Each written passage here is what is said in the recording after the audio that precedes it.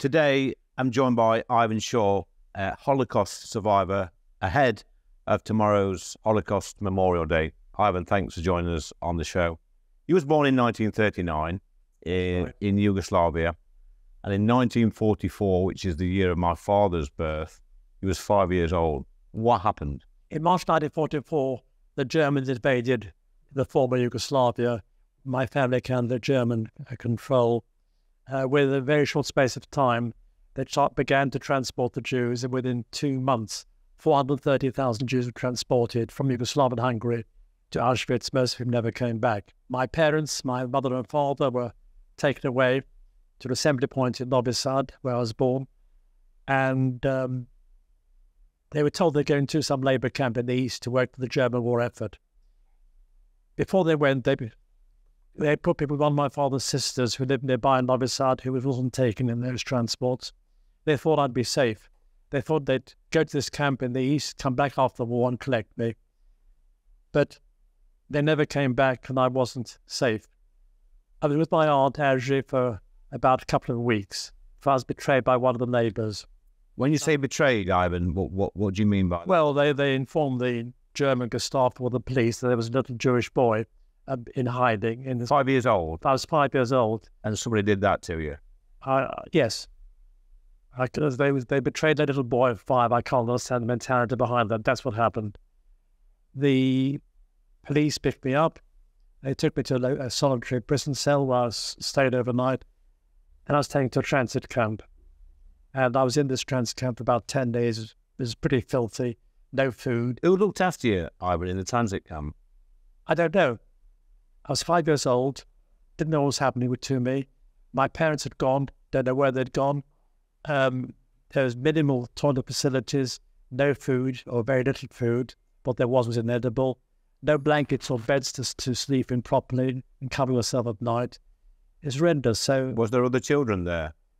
There must have been other children there. I guess that some of the adults, perhaps my parents' friends, looked after me, but survive I did. So I was there for about 10 days before I was frog-marched with thousands of other prisoners towards the station with a view to being put on a train to Auschwitz. Now, what happened was that when I was taken from my aunt, Erji, she sent a telegram to her sister who lived in a little village about 40 miles away. A telegram said, "They've taken Ivan, little Ivan. What should we do? What can we do? We have to do something." And my aunt Ethel, who was the go-getter of the family, got on a train to Novi Sad. Somehow managed to bribe some officials to find out what was happening to me and decided to mount a rescue. So I was being marched along with thousands of other prisoners to the station when, out of the forest, which is along this road, much to my amaze, my aunt ran out, picked me up, ran into the forest. The whole thing took about 2 minutes. She saved your life? She saved my life. I met a lady many years later who'd been in the same queue of prisoners being marched, and she said to me, "You were very lucky. I saw the incident, took a couple of minutes. There was chaos, very few guards where we were. There were thousands of prisoners. There were 2 German guards who just looked the other way. So I guess they were conscripts, not Nazis, fanatics. So I was very lucky. So I hid with my aunt for the next 7 months. Hid? I was hidden by my aunt. Okay. She lived in a house with a large courtyard and a cellar, and I was able to be hidden in this courtyard for the next 6 or 7 months. And I was told if ever somebody comes into the courtyard, happens to catch sight of you, never mention you're Jewish. So this time I wasn't betrayed, and 7 months later the Russians arrived and liberated the country. So what about your parents, Ivan? What happened to them? Well, it took a long time before we found out what had happened to my parents. We found out that my mother died in Belsen after the camp had been liberated by the British Army in April 1945. By that time, she was so ill that she didn't survive. She was a walking skeleton, like thousands of others. So we knew what happened to my mother. I didn't know what happened to my father for 46 years, till 2001. Sorry, 56 years, till 2001.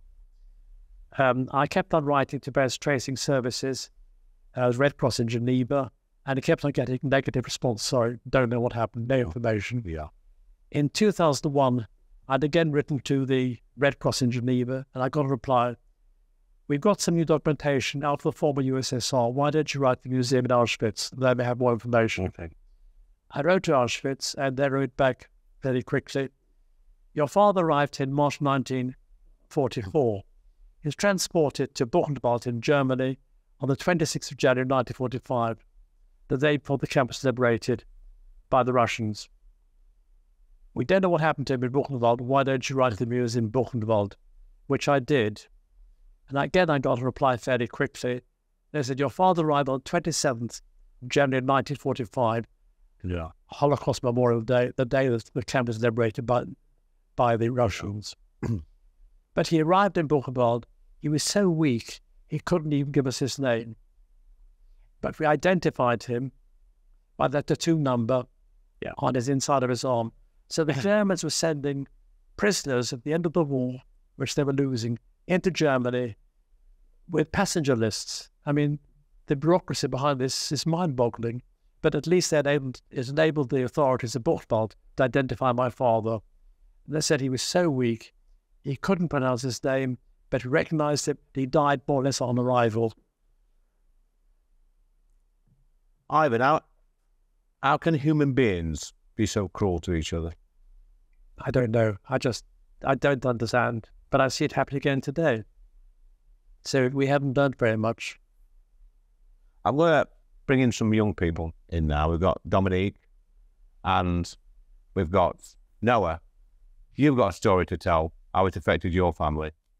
Well, I was incredibly moved just hearing Ivan's testimony there, and I was nearly drawn to tears. I was sitting here and fighting back the tears because he is an incredible man, even at 5 years old, having gone through that. And I mean, for us, for Noah and I, we are the next generations on, but we've always grown up with this. We've always been aware. It's not something that we've ever been hidden from. And I feel that the younger generation in this country need to really understand and have a greater awareness of Holocaust. And not just within the Jewish community, but within other communities as well around the world, because there have been other Holocausts. But Dominique, how can we do that?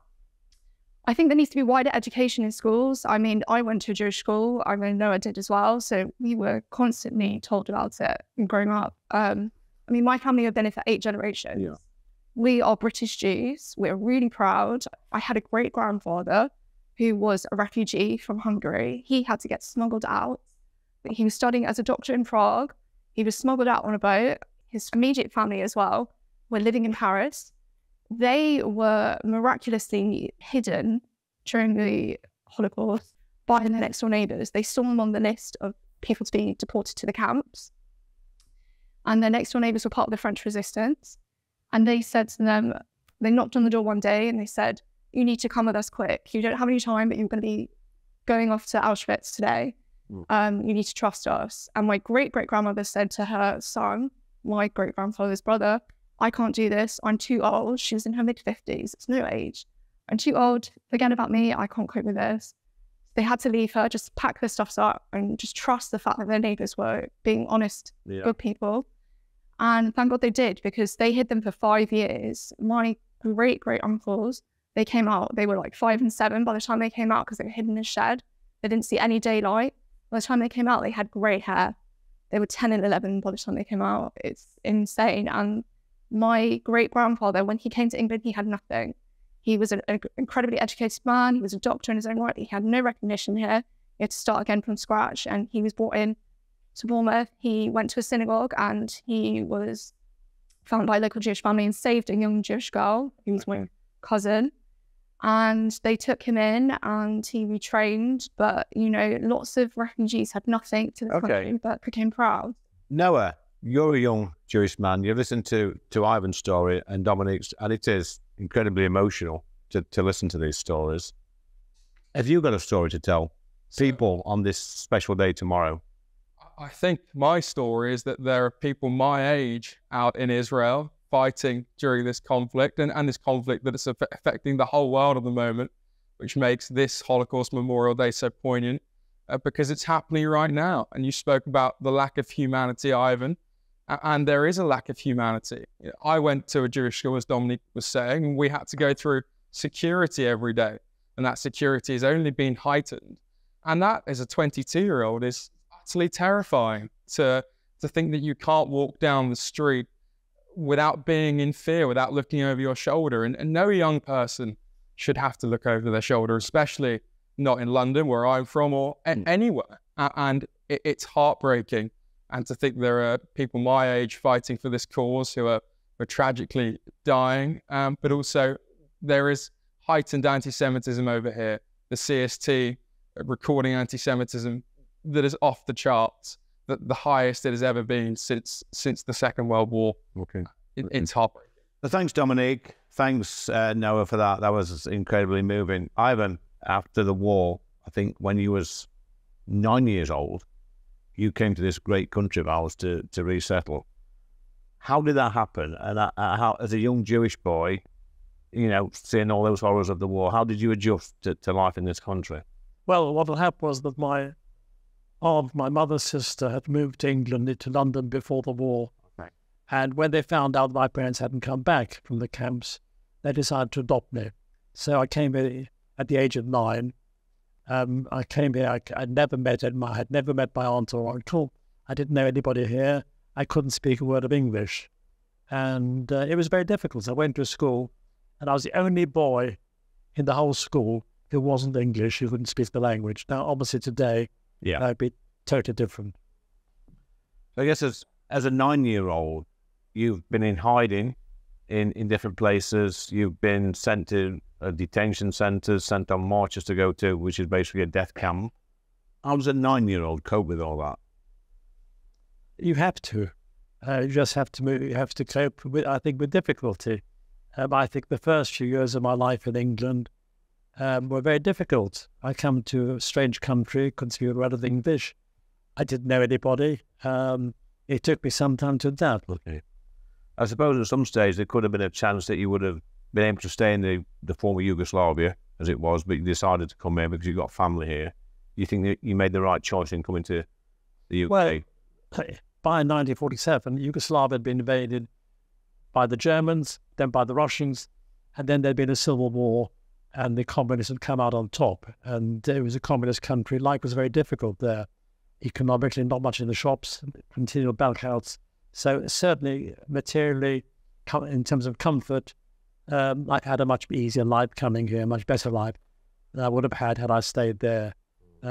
I couldn't believe the range of goods in the shops here when I arrived compared to where I'd been, where there was very little in the shops, massive shortages, blackouts and so on. So I've been very lucky. So, we were on ration after the war, and there weren't that many goods in the shop, but compared to where you come from, there was a lot more. It's all relative. It's all relative. Okay. And family now, obviously, have you had children? I've been very lucky. I've had a happy marriage lasting nearly 60 years. I've got 3 great children and 6 great grandchildren. So, yes, the family shows that actually it's my revenge on Hitler. He was determined to eliminate my family, and he did not succeed. So here we are. So a happy ending to a horrific ending. Story. Yes. Thanks, Simon. Thanks so much.